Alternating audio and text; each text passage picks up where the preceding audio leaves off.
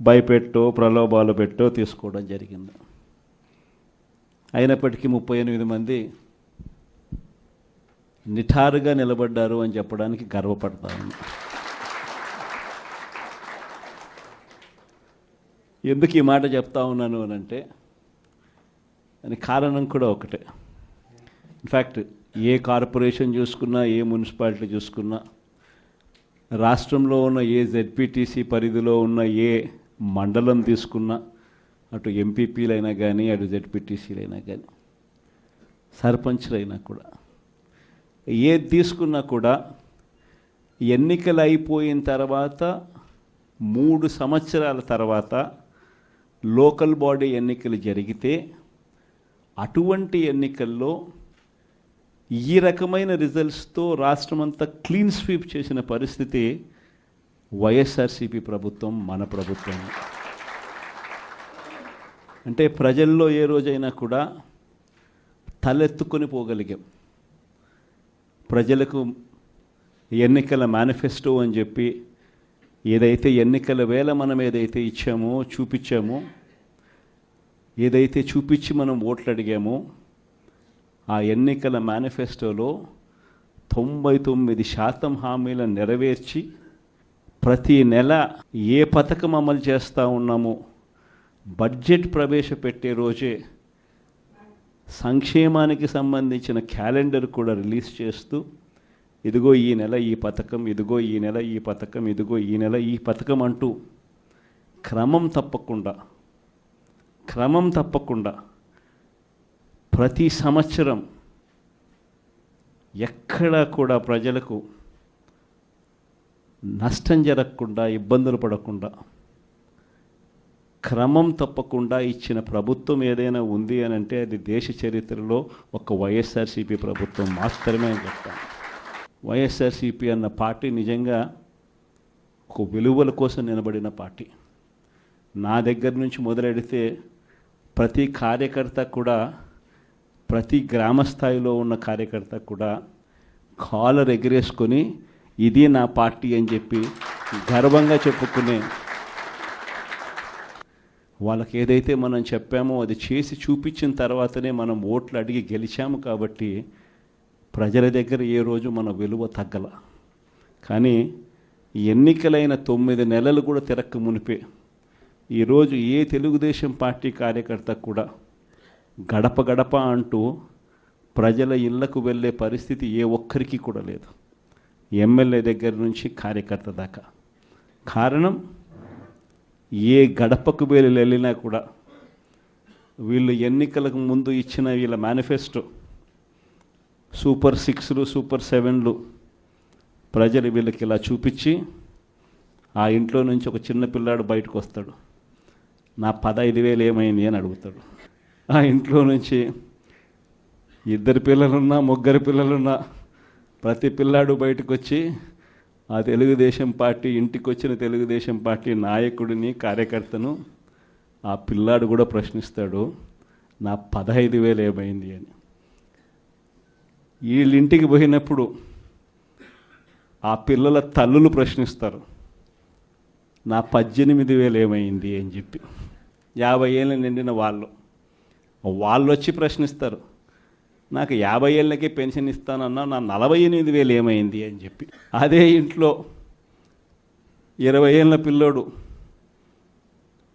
ఆ పిల్లాడు వచ్చి ప్రశ్నిస్తాడు, నాకు నెలలైనా 3,000 ఇస్తానన్నా 36,000 ఏమైంది, నా 36,000 ఏమైంది అని. అదే ఇంట్లో బహుశా విజయవాడలో కొంచెం రైతులు తక్కువేమో కానీ కొంచెం గ్రామీణ ప్రాంతాలకు పోతే రైతులు కూడా, కండువా వేసుకొని వచ్చే ప్రతి రైతు కూడా నా 20,000 సంగతి ఏమైంది అని అడుగుతాడు. ఇలా ఏ ఇంటికి వెళ్ళినా కూడా తెలుగుదేశం పార్టీ నాయకులకు కానీ, కార్యకర్తలకు కానీ ప్రజలకు సమాధానం చెప్పుకోలేని పరిస్థితుల్లో వాళ్ళు ఉన్నారు. ఎన్నికలప్పుడు ఏదైతే మాట చెప్పాడో ఆ రోజేమో మేము చెయ్యకపోతే మా కాలర్ పట్టుకోండి అని అన్నాడు.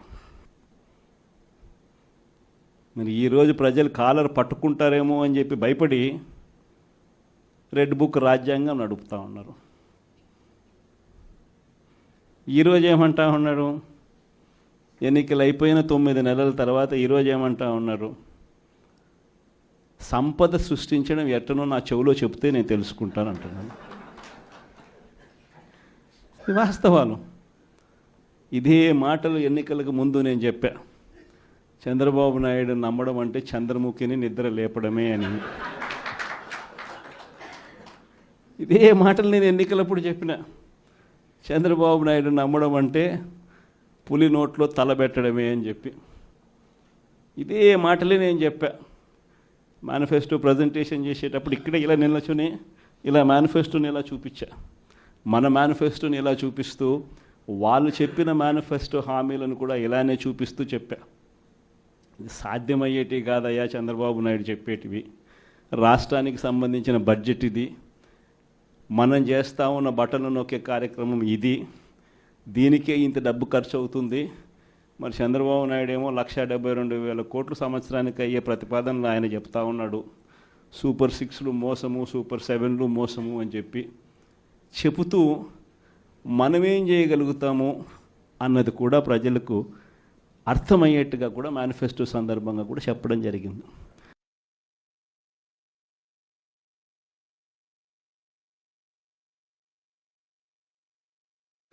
ఈ రోజుకి కూడా నేను చెప్తా ఉన్నా, ఓడిపోయాం పర్వాలా, ప్రతిపక్షంలో కూర్చొని ఉండం అది పర్వాలా, మళ్ళీ రీలు వెనక్కి తిరిగి మళ్ళీ అదే రోజుకు మళ్ళీ తిరిగి వెళ్ళి కనీసం ఇలా జరుగుతుందని తెలుసు కదా ఇప్పుడు ఎలా చెప్తావు అని చెప్తే మళ్ళీ ఆ రోజు వచ్చినప్పుడు ఇదే విధంగానే మళ్ళీ చెప్తా. ఎందుకనంటే రాజకీయాలలో విలువలు, విశ్వసనీయత అన్న పదానికి అర్థం అది. ఎన్నికలు ఎప్పుడొచ్చినా కూడా అదే విలువలు, అదే విశ్వసనీయత అన్న ఒకే ఒక్క పదం మీద మళ్ళీ వైఎస్ఆర్సీపీ మళ్ళీ అఖండ మెజారిటీతో మళ్ళీ గవర్నమెంట్.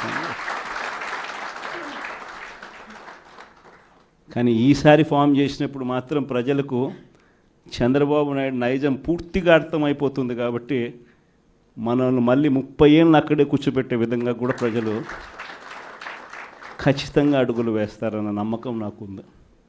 ఎందుకంటే ఈరోజు ఒకవైపున ఇచ్చిన హామీలన్నీ కూడా పక్కకి వెళ్ళిపోవడం అన్నది ఒక ఆస్పెక్ట్ అయితే, రెండో ఆస్పెక్ట్ ఏమిటి అని అంటే ప్రతి వ్యవస్థ నిర్వీర్యమైపోయింది. కేవలం చంద్రబాబు నాయుడు గారి ప్రభుత్వం రాక మునుపు మన ప్రభుత్వం ఉన్నది.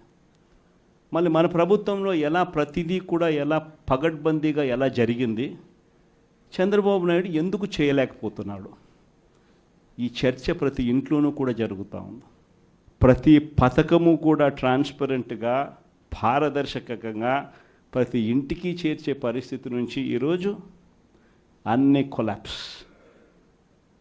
కేవలం 9 నెలలు.